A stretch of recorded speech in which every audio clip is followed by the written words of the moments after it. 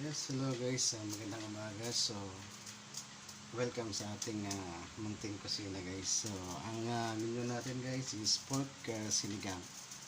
So, kanina hinugasan natin na ng maayos yung pork and then pinakuluan na natin pre-boil guys. So, tinapon na natin yung unang sabaw. So, bali pangalawang sabaw na siya.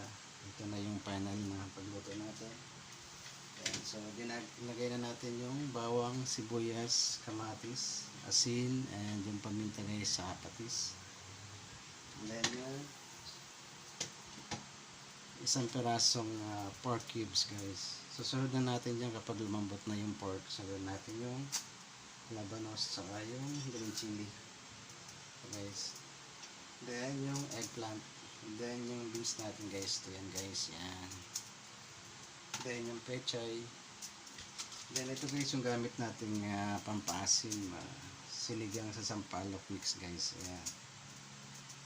So Norian sinigang sa sampalok mix yan. Baka naman. And yung patis na gamit natin is dato puti. Dato puti guys. Baka naman. Ayan.